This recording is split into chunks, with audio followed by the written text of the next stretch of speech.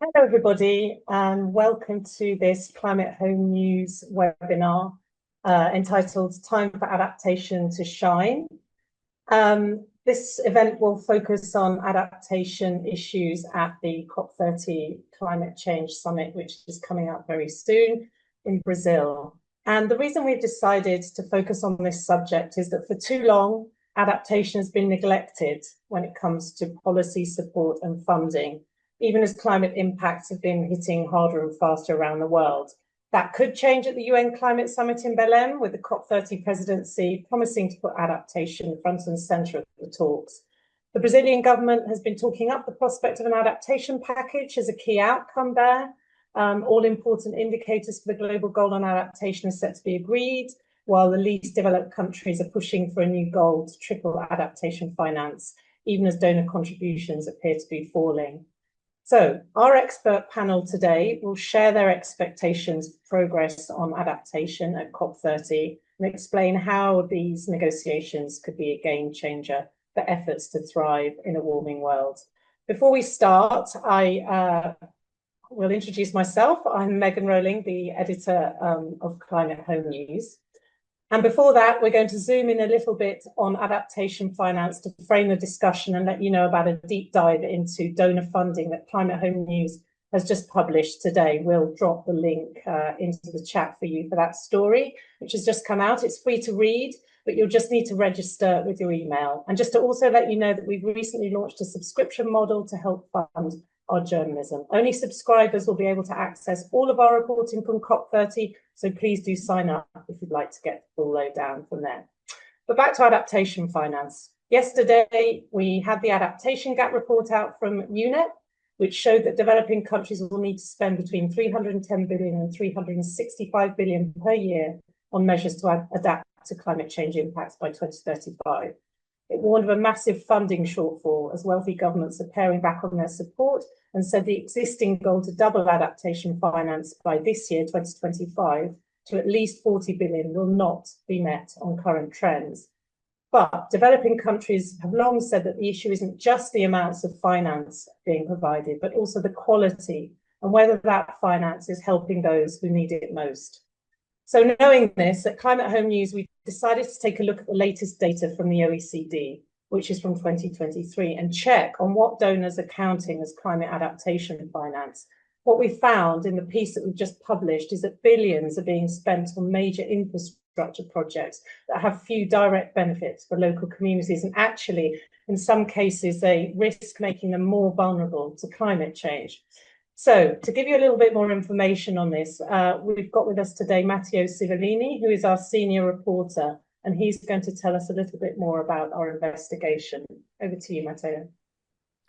Thank you, Megan, for the introduction, and pleasure to talk to you all that are watching. So as Megan said, we thought it would be worth looking into the climate finance that is put on the table for adaptation by bilateral donors, and especially developed countries that at COP26 made a pledge to double their adaptation finance. So we wanted to have a look at what this money actually consists of, what it goes towards. And we used the kind of latest OECD data for 2023, which sort of tracks these finance flows. And as Megan was saying, we found that a significant proportion of this money goes towards large-scale infrastructure projects, and to an extent also to general kind of broad health programs that don't necessarily have a climate adaptation component. And we looked into several of the top projects by amounts, and by analyzing project documents, we often found that there was a lack of an explanation of how those projects would actually help the recipient countries cope with climate impacts better. This doesn't apply to all the donors across the board. It's actually a very mixed picture. And there are some countries like Denmark, for example, or Switzerland, or Norway, Finland as well, that count only very sort of pure adaptation projects. Some of them only count grants and not loans. But there are other donors. For example, Japan is a more notable example that include a large amount of these of loans given to large-scale infrastructure. And we zoomed in more specifically on what was the single largest project, climate adaptation project, that was funded by rich countries in 2023, which is the construction of a deep sea port in Bangladesh, in a very vulnerable area that is battered by climate impacts and especially cyclones. And Japan provided a loan, a $763 million loan, half of which was counted as adaptation finance. This is part of a larger development that is being built in the area, which includes also a new huge coal power plant, which Japan also funded. So we had a look on the ground, and we worked with the local reporter Tambirul, who went down to the area and gathered sort of the experiences, the views of the local population, a very vulnerable community that lives in poverty and has traditionally relied on fishing and salt mining. And their lives are being heavily disrupted by these construction projects and developments. Their sort of livelihoods are disappearing as a result of it. Many of them have been forced to relocate. And so the sort of outcome, the result is that their ability to cope with climate change, with climate impacts, and their resilience has been diminished by this project that is counted as a climate adaptation project. Japan, which is providing the money, is making sure that the port itself and the infrastructure is resilient to climate change, but the needs of the local population are to a large extent being neglected. So there is this dichotomy between the two different aspects. And so, what a climate finance expert that we spoke to in Bangladesh underlined how, yes, infrastructure can be resilient, projects can be very resilient, but we shouldn't forget about the human dimension of climate adaptation. So yeah, that's the story, and I invite you all to go and read it when you have time.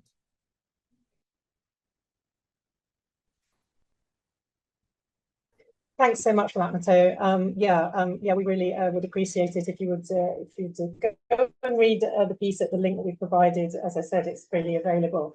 And what we want to do with this story is basically contribute to the debate about what is adaptation for the most vulnerable and where scarce funds should be allocated, which we think will be an increasingly live issue, especially now that greater attention is being focused on adaptation within the UN climate change talks, which, as I said, have been neglected relative to efforts to reduce emissions.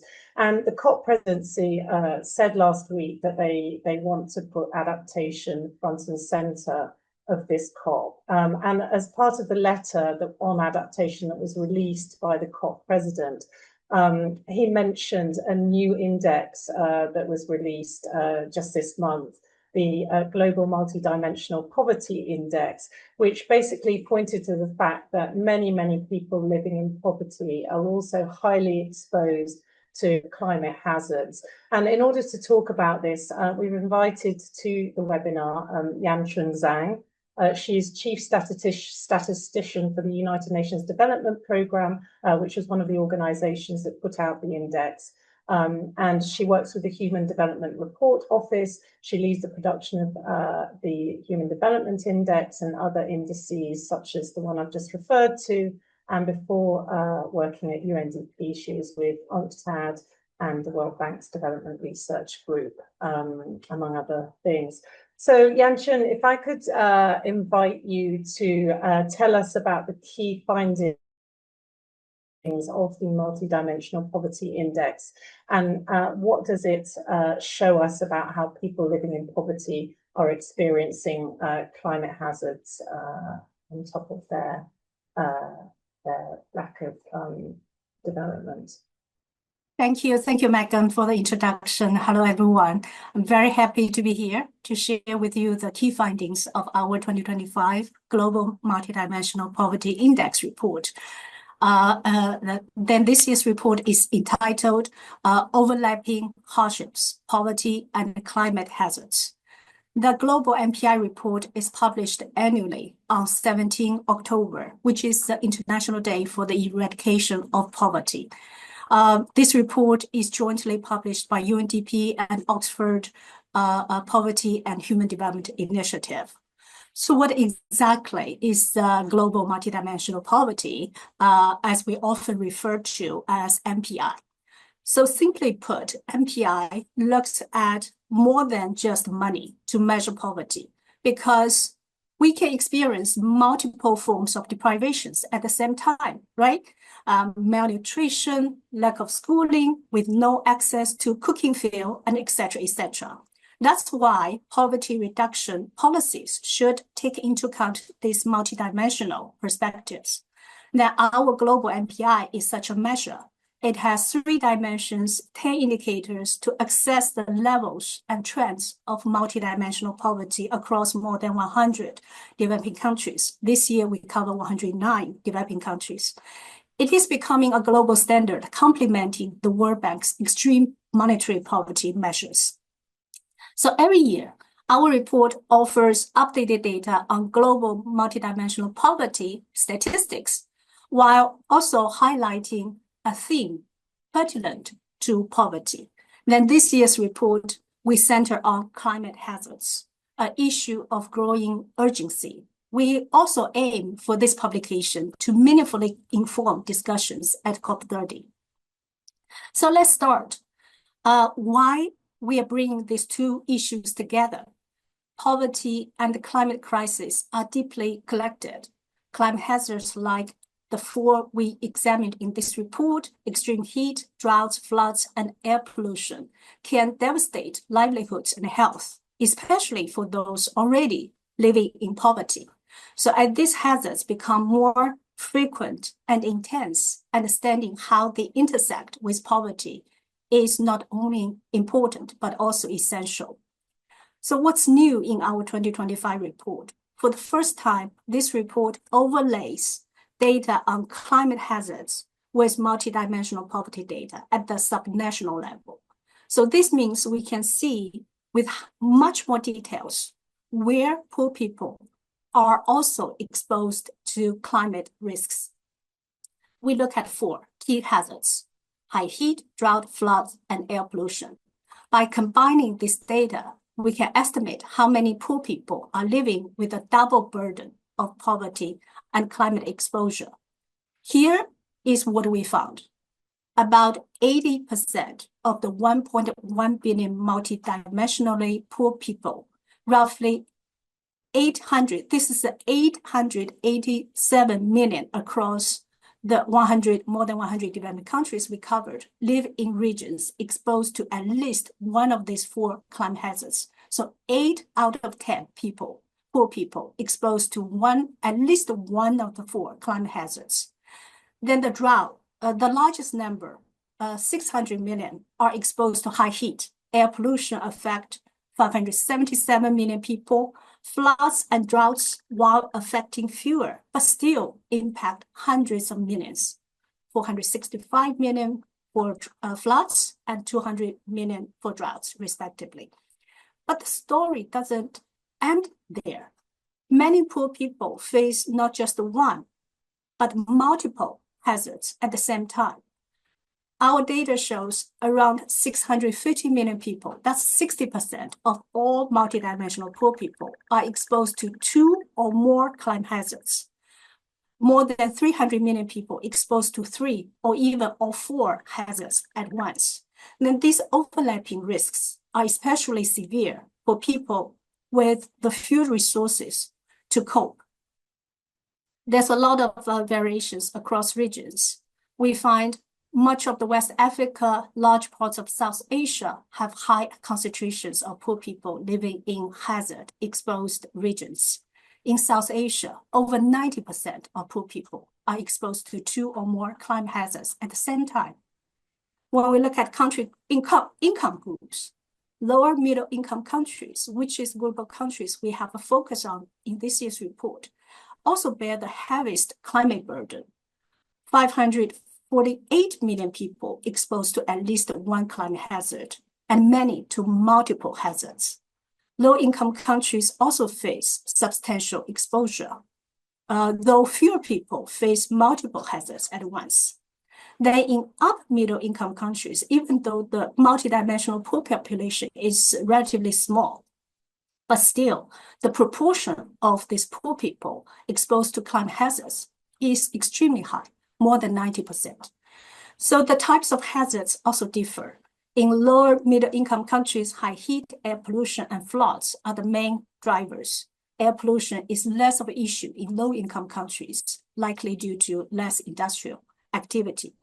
But looking ahead, what about the future risks? The report analyzed temperature projections for mid-century and end of century. Then the findings are very concerning. The countries with higher poverty rates are expected to see the greatest increase in very hot days, up to 92 additional days per year in a very high emission scenario. In contrast, countries with the lowest poverty levels project to see an increase of 62 high heat days per year. So this means the poorest countries, often least responsible for global emissions, will bear the greatest burden in the future. So I will conclude here. To sum up, our 2025 Global Multidimensional Poverty Report highlights a double burden. Most poor people today live with exposures to climate hazards, and many face multiple climate hazards at once. Lower middle income countries are especially affected, and risks are only expected to intensify in the future. So this understanding is important. Why? Because this underscores the need for integrated strategies. Poverty reduction and climate action must go hand in hand. We need to move from recognizing these challenges to taking rapid coordinated action, including prompting greater attention to local adaptation and resilience strategies. I will stop here. Thank you, Megan. Thanks so much. And I think that just gives a very comprehensive picture of what's actually occurring on the ground already, and really highlights the need for climate adaptation to be focused on people who are suffering these, exposed to these hazards on front lines of the climate crisis. I think in the interest of time, we will move on to our panel discussion now, with that as and your own work, Yan-Chun. And so I will introduce our panelists who have joined us today. We have 3 experts with us. I will quickly introduce them, and then we'll go straight to some questions for them. We have with us Nathalie Unterstel, who is president of the Instituto Talanoa, which is a Brazilian climate policy think tank. She was also a former negotiator for Brazil in the global climate talks, and has helped lead Brazil's national adaptation agenda and climate proofing efforts.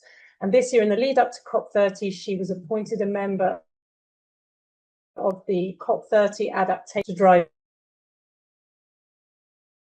forward a stronger agenda on adaptation and resilience. We also have with us Manjit Dakal, who is dialing in from Lima, from the IPCC meeting there, very busy. Manjit serves as the lead advisor to the chair of the Least Developed Countries Group in multilateral climate negotiations. He supports the LDC ministers and officials at the UN climate processes.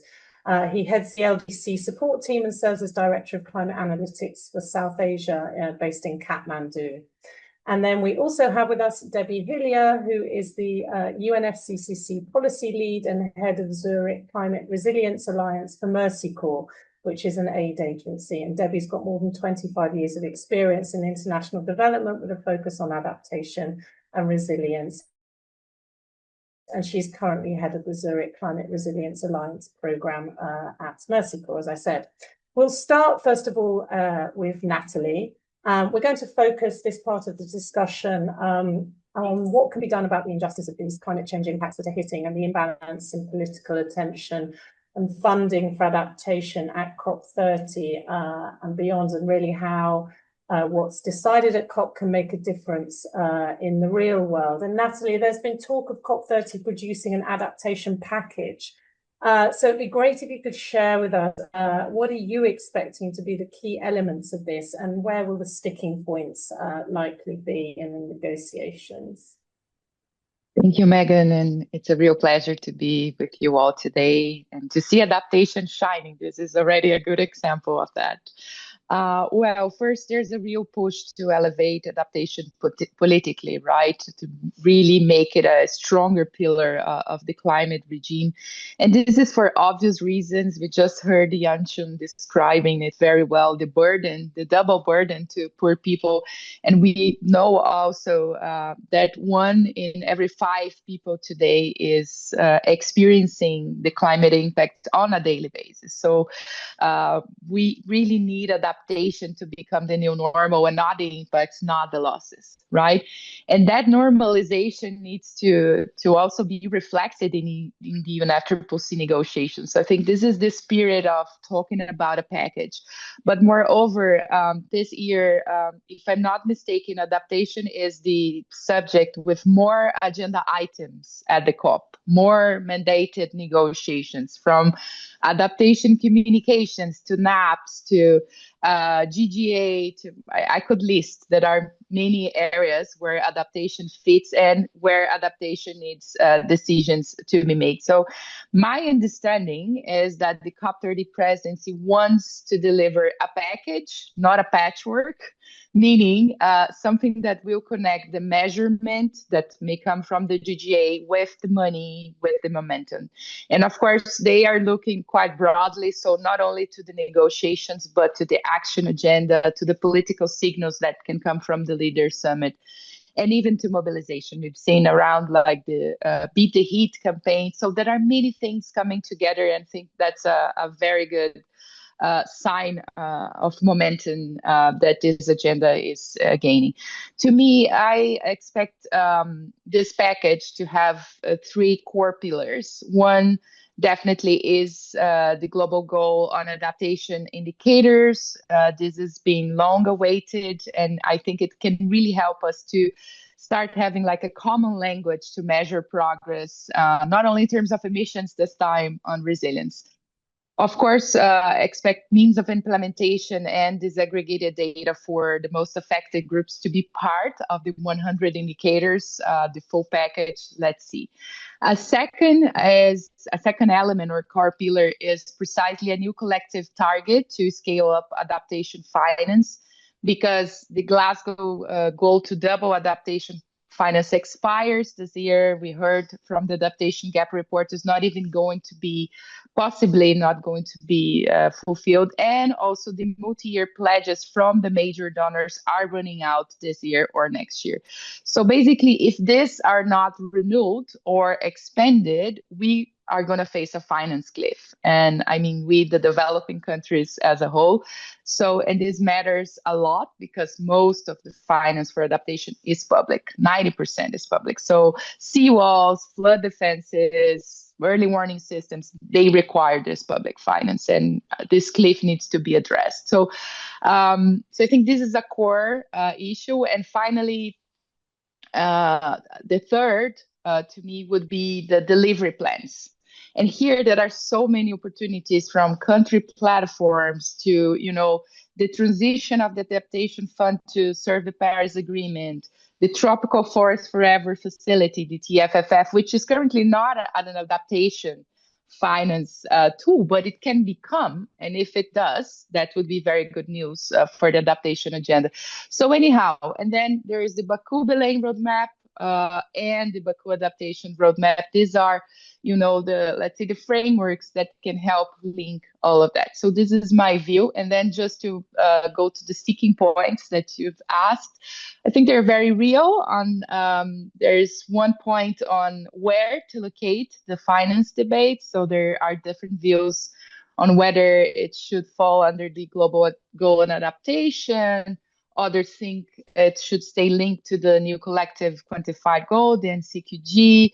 But there's a lot of, I would say, fear, especially from developed nations, about reopening last year's deal in Baku, which would be a real issue. And second, this is precisely where there's a lot of resistance from donor countries to set up this collective signal right now. I think they fear it could blur boundaries between the NCQG and even invite some double counting between adaptation, mitigation, loss and damage. So anyhow, it's not going to be easy to pass any of those elements and the whole package, but I do believe it's still very possible. And if it's there, if it's done, I think we will have something really powerful in terms of measurement, money, and the delivery channels. Thanks, Natalie. There's a lot of different elements that could be brought together then in this package. And just as a quick follow-up, do you think that the Brazilian government has the kind of diplomatic firepower to elevate the issue of adaptation, given what we know about how difficult that has been, since the Paris Agreement over? Again, I think they are using the diplomatic weight to convene, to connect. And I was very positively surprised by the eighth letter that was issued last week by the COP30 president. I think it was a very strong letter and also changes what I know about Brazil as, a country negotiating. I think it's the first time that I see such a clear view on why adaptation matters at this moment. So I think they are really committed. But of course, it's not about Brazil. It's about the whole multilateralism. We need the 198 countries to come together and push for this. But I do believe it's possible. And I think it can use this political attention that is building up now to really make concrete outcomes, successful ones come out from Belém. That's certainly a big hope. I think that many of us who've worked on adaptation a lot over the years have. I'm going to turn to Manjeet now. Manjeet, you work very closely with the Least Developed Countries Group in the negotiations, and we know that the LDCs want COP30 to set a new target for adaptation finance, even though international public funding appears to be falling at the moment. Can you just give us a bit more of an overview about what's being proposed by the LDC group? And have you seen that there's any appetite among donor countries to sign up for this new target in Belém? Yeah, thank you, Megan. Really appreciate this opportunity to share our views, and also good to come back after Natalie, set in the context of where the COP30 is in terms of prioritizing adaptation. Let me know if my connection has a problem, otherwise I may have to switch on. No, I think talking about the list developed world was or where the multilateral process was slowly starting to prioritize the adaptation back at the beginning in 2000.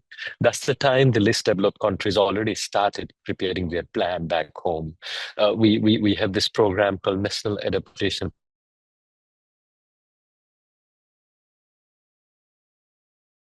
of NES that we are talking about, National Adaptation Plan.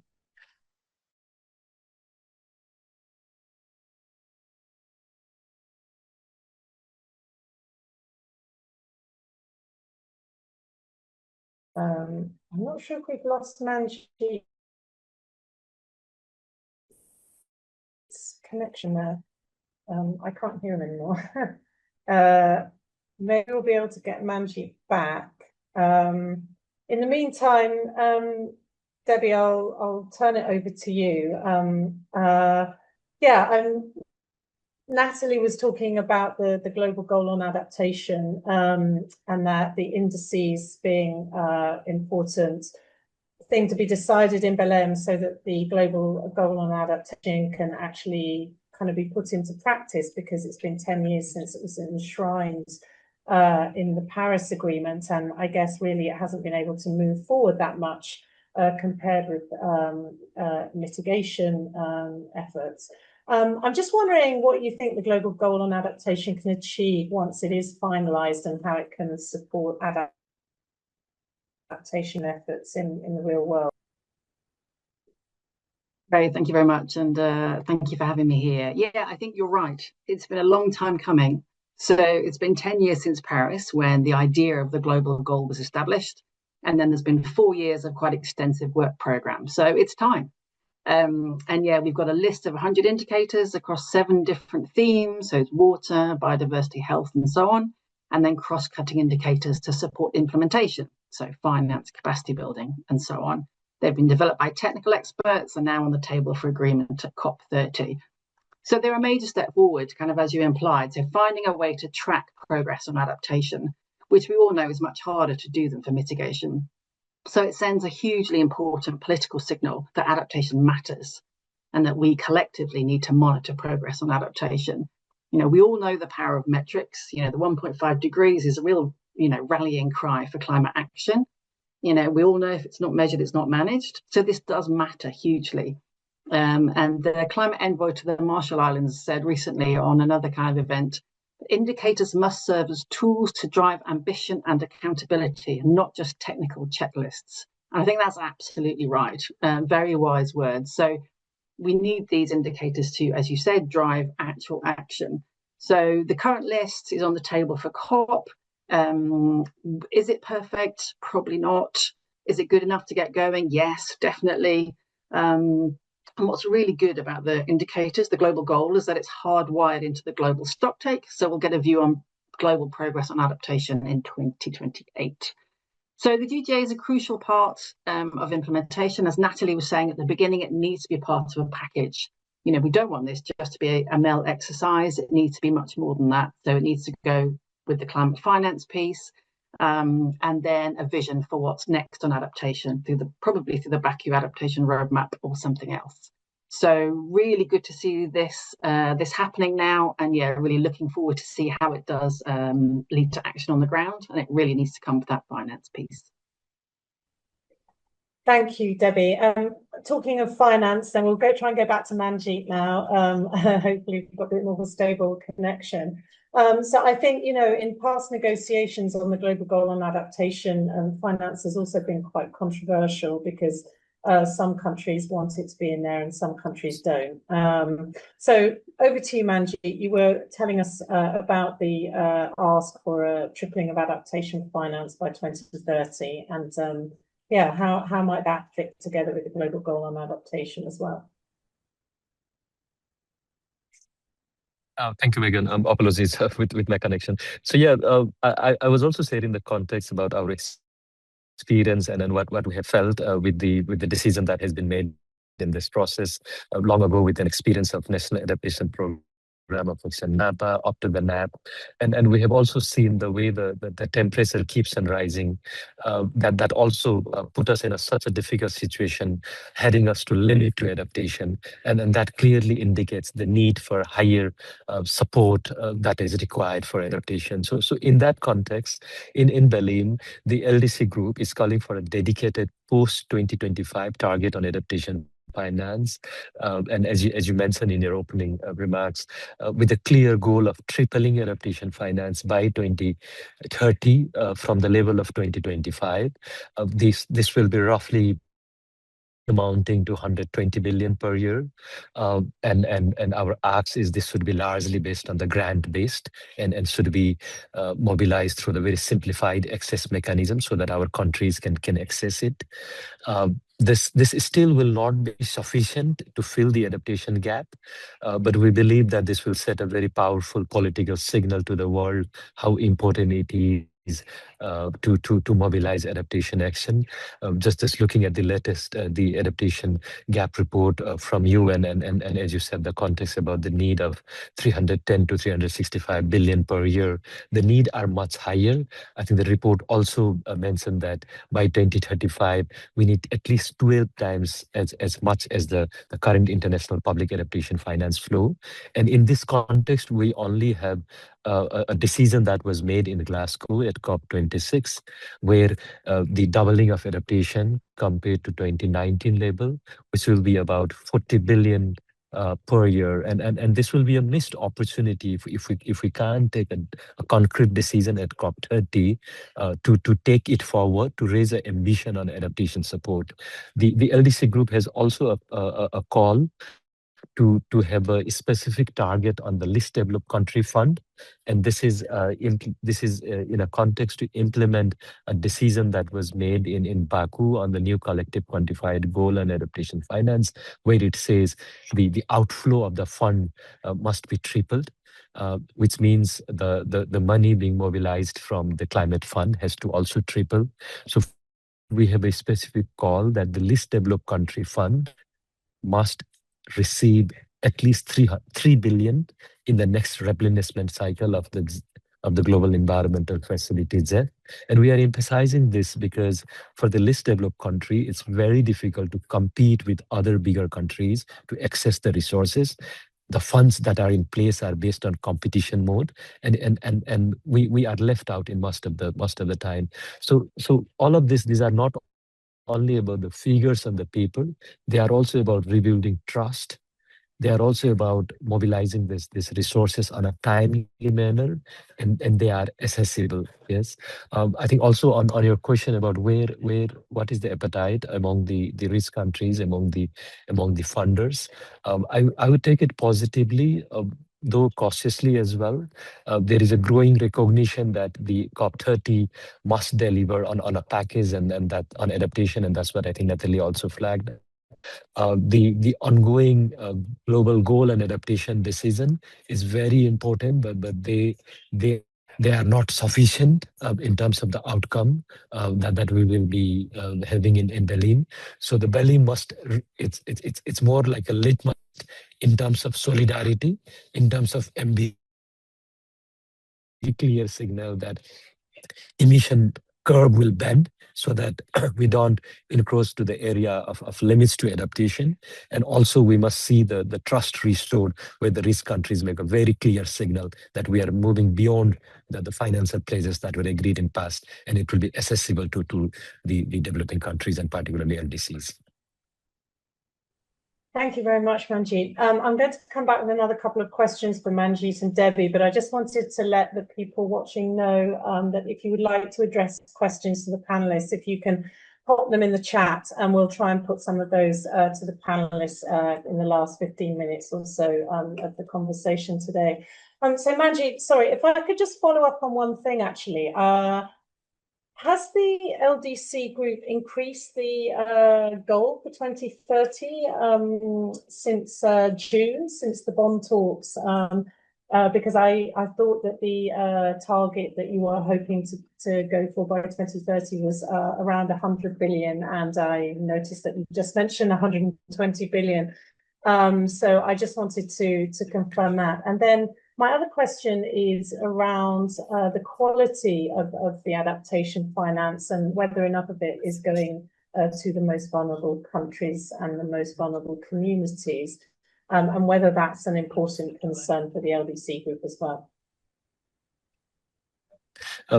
Thanks for flagging that, and that's really important. That's interesting as well. When we were looking at the figure, that should go that we should find a successor of doubling places that is already in the process.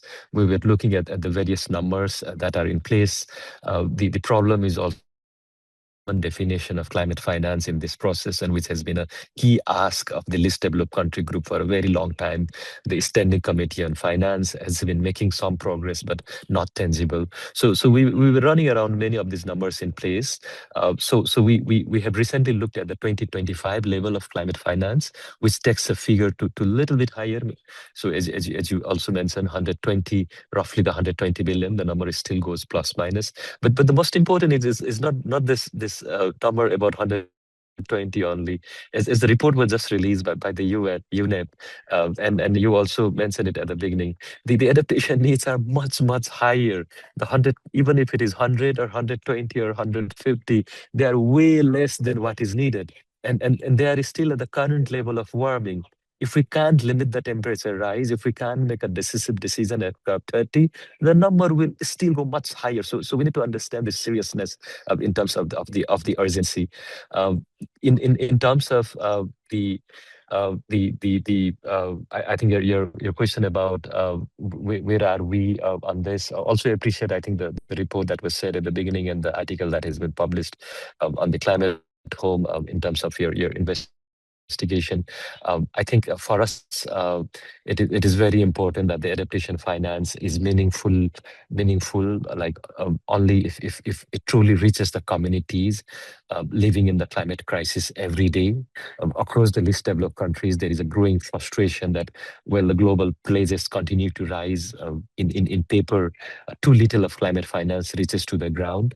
And that's also because of the complex procedure that are in place, the delay in the disbursement, the fragmented delivery means, and those who need the most are often the last to benefit. And I think those few findings that you have presented is already very helpful. At COP30, I think it's very important that the conversation shift from plans to implementation, from pledges to real delivery, so that the decision that we will be making in terms of global goal and adaptation on its indicators or any other process-related decision about the adaptation fund, only that will not give hope to the community. So I think there is much that we need to give a very clear signal to the community that there will be resources coming in. The least developed countries, the developing countries, does not have to shift the important allocation that they have made for health, for education, and other basic need to respond to the climate crisis. And the world is listening to them. Thanks.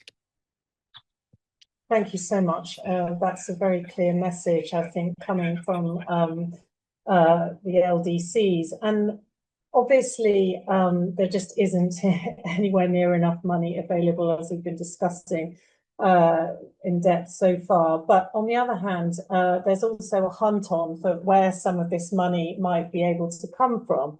And, there are various ideas being floated, because clearly donor governments are not going to be able to meet the entire needs of the developing countries when it comes to climate adaptation. And there are various ideas, such as innovative taxes on things like shipping and flying, and even on fossil fuel companies, and financial transaction taxes, and so on and so forth. But another big pool of money that has not been tapped for adaptation in any meaningful way so far is the private sector. And I wanted to go to Debbie, because the Zurich Climate Resilience Alliance has done some very interesting research on, just how much, just what share of adaptation finance could the private sector potentially provide. And I thought it'd be very interesting to hear about some of that, Debbie, so that people get a more realistic idea of, really the extent to which the private sector might be able to step into this gap or not. Yeah, thank you. And yeah, absolutely. We came up with the idea of doing this report last year when, precisely as you've said, there's not enough public finance out there. So everyone's going, oh, it's fine, don't worry, the private sector can pick it up. And we were kind of like, well, will they? Like, where is the evidence for that in either direction? It seemed to be quite an ideological argument without the evidence to back it. So we commissioned Paul Watkis, who's the key author of the finance chapter of the Adaptation Gap Report, so a real expert on these issues, to undertake this analysis for us. And he used the detailed database of the Adaptation Gap Report, which has data disaggregated by sector and by adaptation activity for each individual developing country. So it's an incredibly detailed database. And he used an OECD typology to look at what are the kinds of adaptation activities that could potentially be funded by the private sector. So this is a unique and important analysis. It's the most comprehensive and disaggregated analysis of the role of the private sector for adaptation to date. And it's been through extensive peer review, so we're pretty confident of the findings. And in summary, the headlines are that the private adaptation finance at the moment represents only around 3% of total adaptation finance needs. So out of that $350 something per year that's needed for adaptation, they currently provide around 3% of that. They could, in the future, through this analysis, there's realistic potential for them to provide kind of 15 to 20% of the adaptation finance needs. So that's quite a significant proportion. Some people say, oh, it's a really negative report. You're saying the private sector can't really fill the gap. And it's like, well, no, the private sector can't fill the gap, but they can do a lot more than they're currently doing. So I don't see it as a negative report, but I do see it as an evidence-based report. And so we're currently at 3. This could go to 15 to 20%. But even that is not going to happen kind of just naturally by market forces alone. So there will need to be policy changes, regulatory changes, and also some funding from the public sector to kind of incentivize that. We also looked at blended finance and found that actually, a lot of people talk about blended finance as perhaps the key kind of mechanism for this.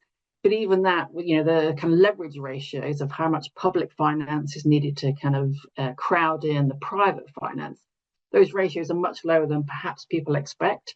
So it's kind of $1 of public or concessional finance will bring in around 51 cents of private finance. Again, that's not nothing, but it's not perhaps the leverage ratios that people are imagining. So there is a role for the private sector, primarily in middle-income countries, as you might expect. So the 15 to 20%, that's much lower for LDCs, it's much lower for SIDS, but higher in middle-income countries. So, middle-income countries, there's definitely some scope. And in certain sectors, there's more scope. So agriculture, again, the private sector has quite a key role to play, but realistically not going to play a big role in things like coastal protection. And that's actually one of the most expensive things that's needed, and that's still, it's going to be publicly funded because it's primarily a public good. Happy to answer any more questions on any of that, but thank you. Thanks, Debbie. I think that gives a realistic picture. I mean, obviously, in Belém, there are going to be a lot of discussions about how to fill that gap. And I think maybe the world actually does have a better idea now than it did 10 years ago when the Global Goal on Adaptation was enshrined in the Paris Agreement. But it certainly seems that it's not going to be easy to find that money. And we do not have a representative of multilateral development banks here actually on this conversation. But what I'm hearing is that, the MDBs, as they're known, are going to be having to step up as well in terms of channeling much more of their finance towards adaptation. But then they do tend to focus on quite large sort of infrastructure resilience projects. So I think that is going to be an interesting debate about which finance can go towards which groups of people and which countries and for what purposes. And it feels to me, having followed it over the years, that we're at a relatively early stage in having those conversations compared with where we are and having conversations around, say, finance for reducing emissions or putting into clean energy, etc., etc. So watch this space, I would say. We've got a couple of questions that have come in, so I will direct those to our panelists. One very interesting question is that little communication has been made around the indicators and accountability arrangements around the global goal on adaptation. How do you envisage that the public opinion, civil society and the media can assess progress and needs on adaptation in the different latitudes? We are used to understanding and assessing emissions reductions, but when it comes to adaptation, this conversation is not so far advanced. Yes, I'd be really interested to hear your views on that. Perhaps we could start with Natalie. What's your opinion on how, this kind of general understanding around adaptation in the media and among the public and stakeholders, and how can we push that forward in the context of the GGA? I agree with everyone that sees resilience and adaptation as a complex issue, right? Because it's multidimensional, it's local, but it's global, it's all there, many layers. But at the same time, I think there's a sort of a myth as well around, it's so difficult, we're not able to understand. And that's why I think because it will give us data, it will give us, I hope, more and more quality information about progress in all of these dimensions. So I think people will start to see adaptation more clearly. And this is something that I've been hearing from journalists, for instance. Some told me, oh, adaptation is not material. And I was like, what do you mean by that? But it was literally that it's easier to cover, for instance, disasters or post disasters than talking about adaptation. I think that's what we have to flip. And that's why we've been calling to make adaptation the new normal. We have to flip from the impact to the real action. And honestly, I do think I'm confident that the GGA set of indicators can really be helpful, can really, help us to craft this language of resilience that we need so much. Yes, I really do hope they will be useful in the real world. But I just wanted to turn the conversation over to Manjeet, actually, because Manjeet, if I'm right, you're from Nepal. And in Nepal, actually, the conversation around community-led adaptation and locally led adaptation has actually been going on for years. And a lot of very practical work has been done on the ground. I remember publishing stories on it when I was in my previous job. And I was just wondering, actually, from your perspective, do you think in some ways there's actually a better understanding of what adaptation means to people's lives in countries like Nepal than there is, say, in Europe or North America? Yeah, thanks. No, I can fully understand the difficulty some may feel to understand this compared to the real number that we see in the mitigation.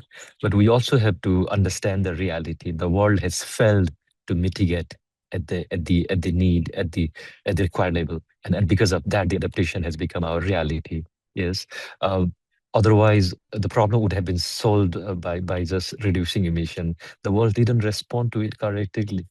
And the major emitters obviously have to take that responsibility. So in that context, so in Nepal, we have this long legacy of coming up with the local adaptation plan of action called LAPA.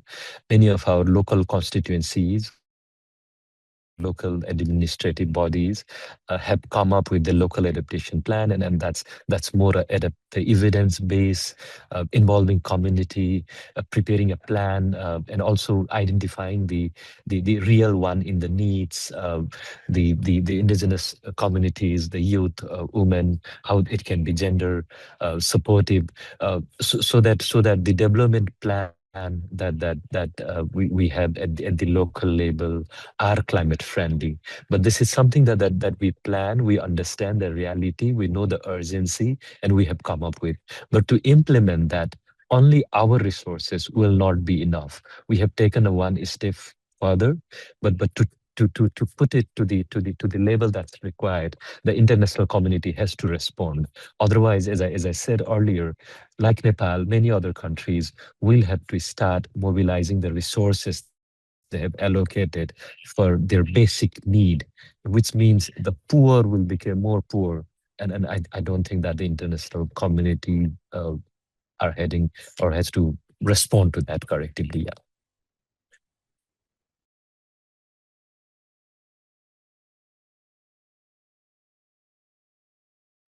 Thanks, Manjeet. Thank you for that. I think it's very important that people realise that there is actually a lot of work on adaptation going on the ground, but actually some of these projects do not require sort of big, require quite small amounts of money, and it's hard to match sometimes the big financing programs with the smaller needs on the ground. We don't have that many other questions that I'm seeing coming through on the chat, but one person has said they're looking for a study on finance for hard versus soft adaptation. And I don't know if anybody has any recommendations on that. Perhaps you could put them in the chat if you have access to it, or if anybody has any ideas immediately. I don't know, Debbie, whether you might have something on that. Perhaps we don't have time to go into discussions about hard versus soft adaptation, but maybe if you could just explain briefly. Yeah, I mean, I can think about studies, but I think there is often, what's interesting about adaptation is that there is no single way to do adaptation, as we know. So it's many different things. There are some hard things that need doing, like coastal protection. That's clearly a big, hard investment. But a lot of adaptation is also around the kind of bottom up. It might be behavior change. It might be all kinds of things that reflect on, that are based on local realities, local context, local traditions, customs, indigenous knowledge. And so that is one of the interesting and challenging things about adaptation, that it involves both of these things. So it's a really interesting question. I don't have ideas on a study, but I can have a think and get back to you.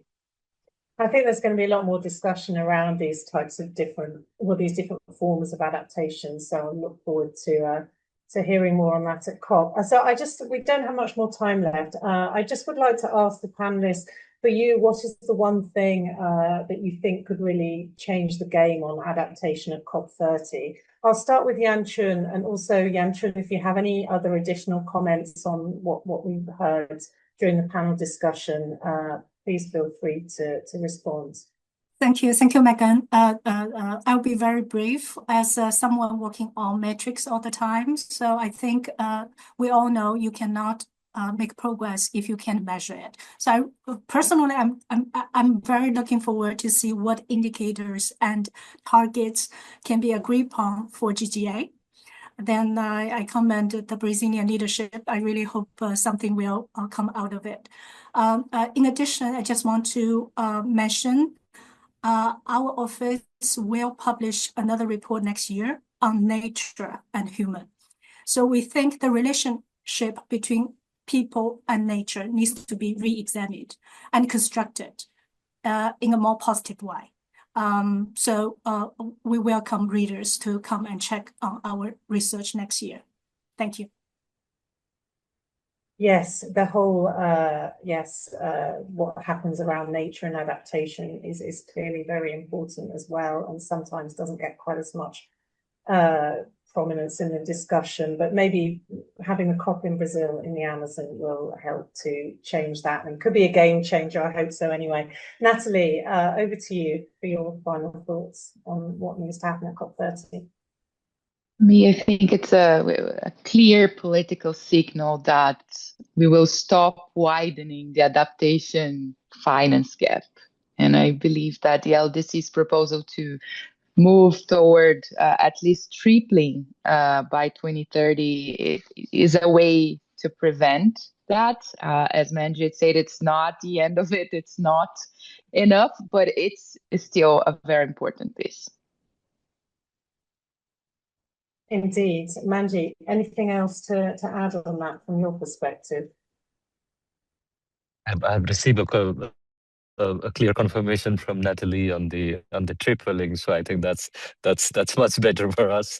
But I think that there are obviously a few process related or a few the way we do in the UN process, like the adaptation fund related decision, or the metrics on the ZZA.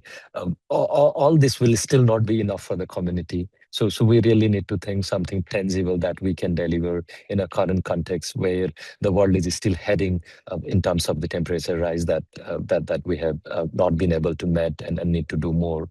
So tripling is something a very minimum. Otherwise, it will be very difficult for us. Indeed. So maybe we definitely need some response to the lack of ambition on emissions reductions, but it's still unclear how that might play out in Brazil. Debbie, over to you. Super quick, because I agree with other panelists. It really needs to be about adaptation finance and a new commitment. And there's building momentum on this. LDCs are pushing this brilliantly, but it's coming from other places as well. So it's time for developed countries to realize that this is not something they can duck anymore. And we need to really operationalize bits of the NCQG and the balance of mitigation and adaptation to really kind of put, as you said at the beginning, time for adaptation to shine. Let's very much hope that is the case. And I saw that the COP30 president said yesterday that he was hoping to put together a package of resources for adaptation in Belém. And we don't have the details of that, but it would include pretty much everything as far as I know. But yeah, I think that's something we'll be following very closely in our reporting, isn't it, Matteo? Once we get there. Basically, but very much looking forward to seeing how the negotiations unfold. And I would like to thank the panelists who I think have given absolutely brilliant and helpful insights onto this into this undercovered topic of adaptation, which I think may well be different coming out of COP30. And just to remind people who are watching that, yes, please check out Climate Home News, and we very much appreciate it if you could subscribe to help us keep doing our jobs and bringing you great coverage, we hope, from COP30 in Belém. And just have to say thank you very much to the panelists, appreciate your time, and thanks to everybody for listening, and hopefully see you in Brazil. Thank you very much indeed. Thank Goodbye you. for now. Bye-bye.